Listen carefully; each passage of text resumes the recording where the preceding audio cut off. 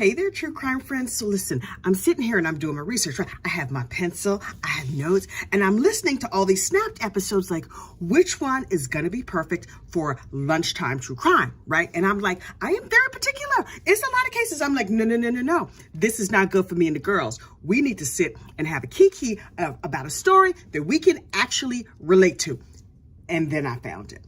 Look, now, I sincerely hope that none of this happens to me or to you, but this story is ripe with folks for us to shade. But first, hit the like button. You know the rules. When you show up, you just click your true crime at lunchtime. You hit the like button. You get your fork, your salad. Oh, Lord, this thing is making my head sweat. Okay. And then you sit back, and I always have to start off with the crown. And then I'm just like, I'm going to wear a crown for this whole video. And then I'm like, ooh, child, the flashes. Sometimes the flashes, they get me. Anyway, hit the like button. That means me and you go together. We like this. We like BFFs. Anyway, so, what's this lady's name?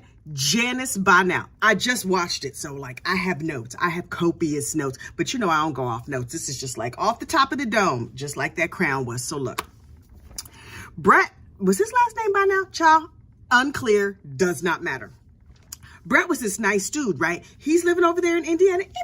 Hey, Indiana with your corn and your serial killers. So, Brett is living in Indiana. He's like a nice, simple country boy living his life, and he liked to work with his hands. Fantastic. He gets out there, he cuts the grass. He's fully OCD about the grass and the everything he does has to be perfect, which you want that in a contractor, not so much in a partner. Like you want your partner to do it a good job. When he does that honey-do list, you want, look, honey did all these things around the house and they look good, but you don't want him to be like, no.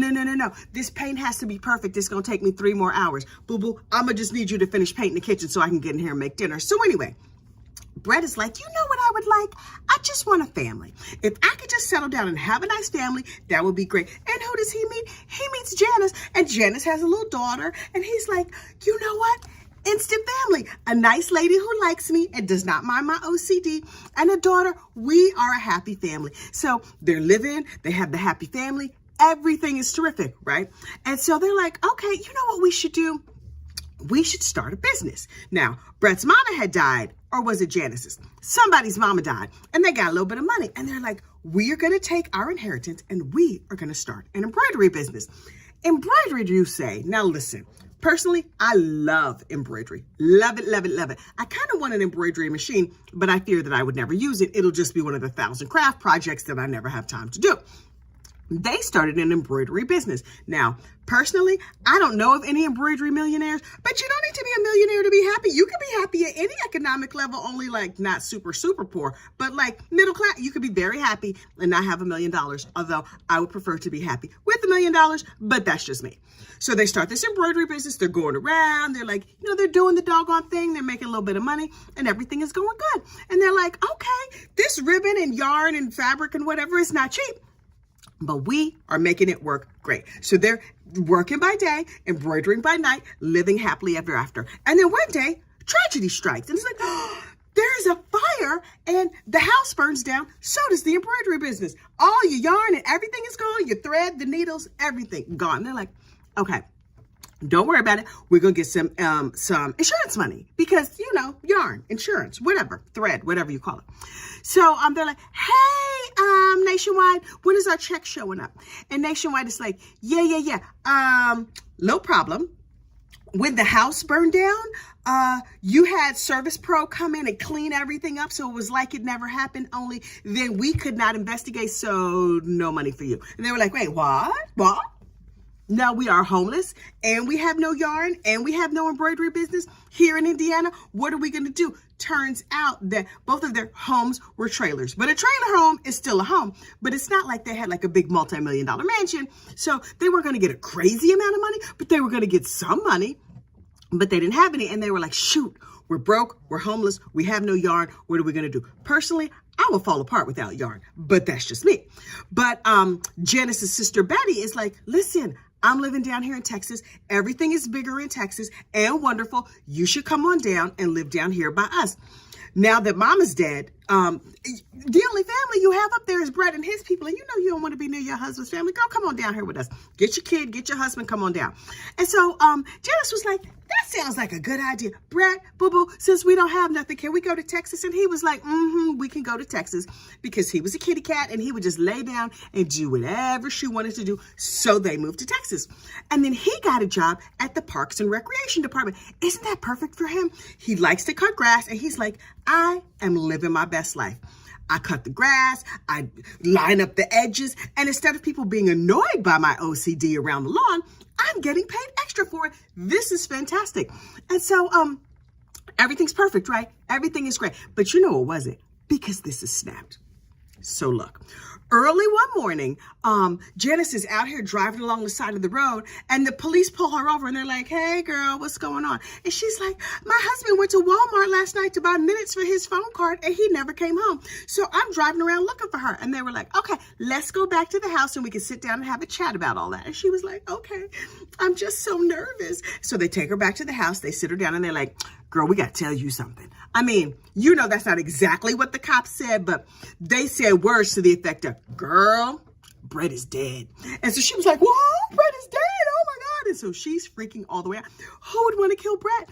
Everyone loved Brett. He was wonderful. Meanwhile, her sister, who lived down there in Texas, Betty, was like chain smoking cigarettes and nervous and pacing the floor. And they're like, okay, you see Heifer over here? What did she do? Because clearly she up to something. And so the cops were like, okay, Janice, why don't you go get yourself a glass of water? Betty, come here, girl. Come here. Want to chit chat with you for a minute. Okay, no, I made that noise and I woke up the DOGS's. Oh, they can't spell. I woke up the dogs. Anyway, so they were like, Betty girl, what happened? And she was like, no, I don't, it's shocking to me. And they were like, okay, so we're going to do a complete investigation and we'll get back to you. In the meantime, so sorry for your loss. So they go and they're looking at the body and they're like, oh, it looks like he was changing a tire and he got hit by a car.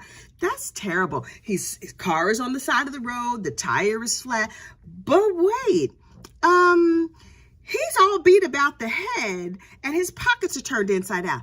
That sounds more like robbery. But wait, there's lividity on his back. That means, for the uninitiated, lividity is like when somebody unalives you and you're laying flat, then all the blood sinks to the bottom of your back. So your back looks all black and bruised, but they found him on his stomach and there was no blood on his stomach because it had not fully pulled yet. And they were like, something about this crime scene is suspicious. Remember, chain smoking Betty, we should go talk to her. So they do a little more investigating. They're like, we don't know anybody who would want to do anything terrible to Brett. But he did get very sick when he was in Indiana and he might have been poisoned. And they were like, say what again? And so they were like, yeah. We all suspected that his wife had poisoned him. But then they moved to Texas, so we didn't investigate further. So they were like, great. We feel like chain smoking Betty is the weak link, so we're gonna have a little chitty chat with her. So they bring her in and they're like, hey, Betty girl, we know everything. And she was like, you do? Oh my gosh, you know everything? They were like, we already know everything, and you're gonna go to jail for a long time because we know you did it. She's like, wait, what? Me? They were like, it was either you or your brother, because why would Janice kill Brett, her husband? Everybody knows that the wife doesn't kill the husband. Okay, you getting all the GRI side-eye in the world because that story don't add up. And so she was like, no.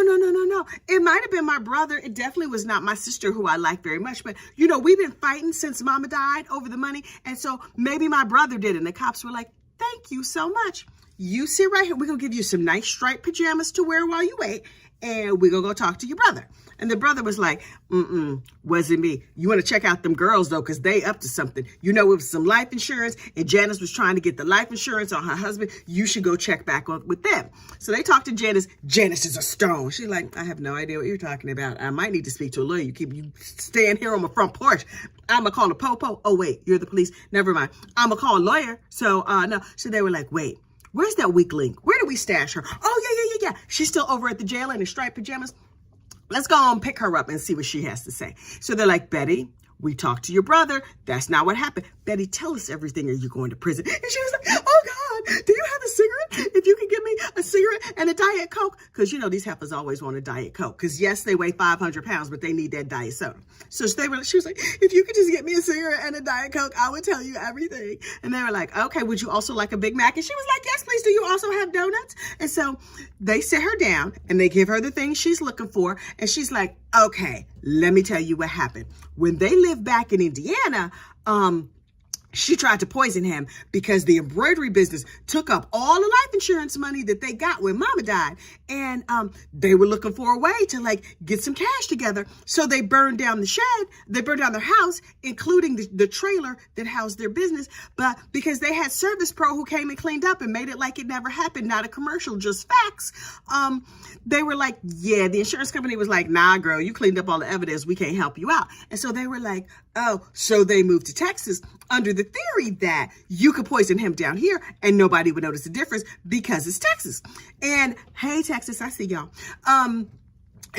So they were like, how does that, he was clearly not poisoned. How does that relate to his body being on the side of the road with the lividity on his back, but we found him on the stomach? And she was like, okay, I'm going to tell you everything. Can I get a Whopper also? Because if you could get me a Whopper, extra mayo, please. Because, you know, even though she has a Diet Coke, she wants all the extra fat in the world. So anyway, so she's eating her Whopper and she's just like, okay, I came home one night and Janice had beat him to death with a baseball bat. What? I'm sorry, ma'am. You did. He did what? She did what? And she was like, yeah, I don't know. Can I get a light? Never mind. I'm gonna light my next cigarette off this one. So she's chain smoking, and she's like, so he was asleep, and she just took a baseball bat and started wailing on him, beat him within an inch of his life, and then was like, Betty girl, what else gonna do? And Betty was like, what you want from me? This is Texas. We get the death penalty for walking crazy across the street. Although we are out in the country, and we could probably just kill him, and nobody would notice the difference because they would go, well, country things happen. So we put him in the car, all Weekend at Bernie style, put some sunglasses on his face so we didn't have to look at his wide dead eyes. And then we drove him to the side of the road. They said, wait, we took two cars. She drove his car. I drove the other car. I made her carry the dead body though, because you know, I do not do death. Ooh, even if there's a mouse on the floor, I make my boyfriend Herkimer go get it. So anyway, so I parked the car. We punctured the tire. We made it look like he was changing the tire. And then we just tossed him on the side of the road like a dead carp. And my sister Janice, turned the pockets inside out so it looked like he was robbed. And then we just went home. And then she started driving around so she could make an alibi. Can I go home now, please? These stripes do not look good on me. And they were like, thank you so much for the information. Is there anything else you want to say? And she was like, yes. Also, the fire, they burned down their own place. And if you look in the fire remains, you will notice that Brett's stuff burned and the embroidery business burned, but none of Janice's stuff burned because she had taken all her stuff out. Can I please have another cigarette? This pack is almost gone. And they were like, Betty, thank you, girl. You have done a good job. We got some extra Danish. Would you like we gonna get, what kind do you want? The cheese? Oh, the cherry? We got cherry. Sam, can you bring Janice another pack of cigarettes and a cherry Danish thing? Coffee, black, of course, because, you know, she doesn't want half and half, bad for her health. So anyway, she's eating her cherry Danish, licking all her fingers, wiping it on the striped pajamas because them ain't her clothes and she's not going to have to wash them. Although she may have ended up working in the prison laundry. That's a story for another day. So Betty is like, okay, I gave up my sister Janice. Yes, her child is now parentless because she done killed the very nice stepdaddy. And now mama's going to go to jail. But at least I don't have to go to jail. So this all works out good for me. So they're like, knock, knock, knock. Hey, Janice, girl, come here. Come here. Listen, we heard something. We heard that you tried to poison your husband in Indiana and you burned down the trailer. You had Service Pro in and they cleaned it up like it never happened. Not a commercial, just facts. And then you went to Texas and then you beat the man with a baseball bat. Is that true? And she was like, so can I get a plea deal? Can we, I think we should just, I might need an attorney, please and thank you. So they were like, okay, we're going to bolster our case by going and talking to your 13-year-old child. And she was like, my child, don't bring my child in this. This is terrible for my child. So they sit the child down and they were like, hey girl, I know you're 13. This is a troubling time. No, we're not here to talk about the changes in your body. Your Auntie Betty, when she ever get out of prison, she gonna talk to you about the changes in your body. But right now, no, we don't know anything about boys. Shh, listen, I'm gonna just need you to answer some questions. And she was like, okay.